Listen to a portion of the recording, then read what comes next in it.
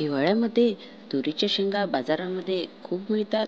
तर या तुवर शेंगापासून आज आपण एकदम युनिक पद्धतीची रेसिपी बनवणार आहोत, एकदम सोपी अशी.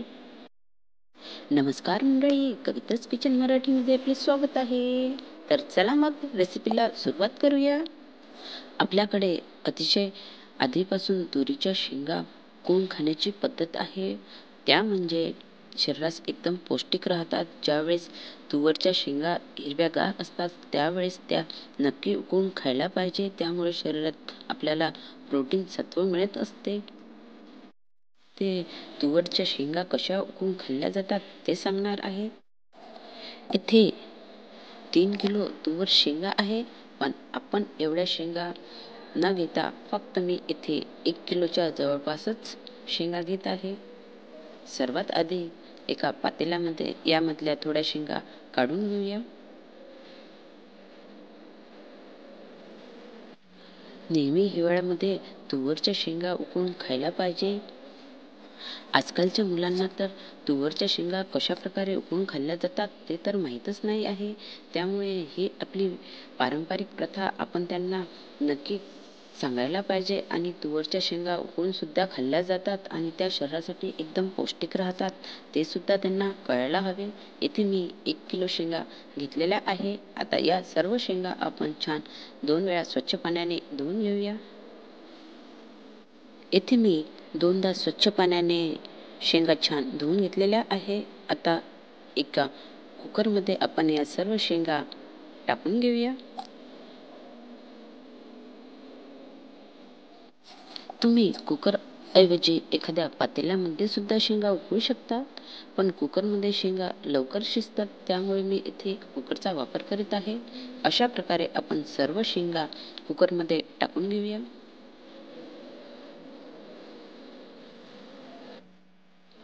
त्यानंतर या शेंगामध्ये कमीत कमी मी 1 ग्लास पाणी घालत आहे.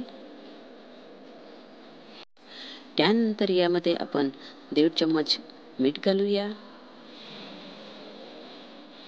तुवरच्या शेंगा आपल्याला उकळायच्या आहे, त्यामुळे या शेंगा उकळत असताना यामध्ये थोडे मिठाचे प्रमाण जास्तच टाकावे लागते, कारण पाणी सुद्धा राहते. त्यानंतर चमच्याने तुवर शेंगा आणि मीठ छान मिक्स करून घेऊया. त्यानंतर कुकरचं झाकण लावून घेऊया आणि गॅसवरती कुकरला कमीत कमी 4 ते 5 शिट्ट्या काढून घेऊया. कुकरला छान 4 ते 5 शिट्ट्या मी काढून घेतलेल्या आहे आणि त्यासोबतच 10 मिनिट कुकर थंड सुद्धा करून घेतलेला आहे. आता कुकरचं झाकण खोलूया. तुवरच्या शेंगा शिजल्या की नाही ते चेक करून घेऊया. तुम्ही बघू शकता, मी तुम्हाला इथे दाणे काढून दाखवत आहे. इथे तुवर शेंगा मस्त छान शिजलेल्या आहे. आता एका प्लेटमध्ये आपण या तुवर शेंगा सर्व करून घेऊया. अशा प्रकारे हिवाळ्यामध्ये न चुकता तुवर शेंगा मस्त उकळा आणि एन्जॉय करा. उकडलेल्या शेंगा खायला एकदम स्वादिष्ट आणि रुचकर लागतात आणि यामधून आपल्याला प्रोटीन सत्व सुद्धा मिळतात. त्यामुळे न चुकता तुम्ही यावर्षी हिवाळ्यामध्ये जरूर तुरीच्या शेंगा जरूर उकळून खा आणि मुलांना सुद्धा द्या. त्यांनाही माहीत पडेल की तुरीच्या शेंगा अशा प्रकारे सुद्धा खाल्ल्या जातात.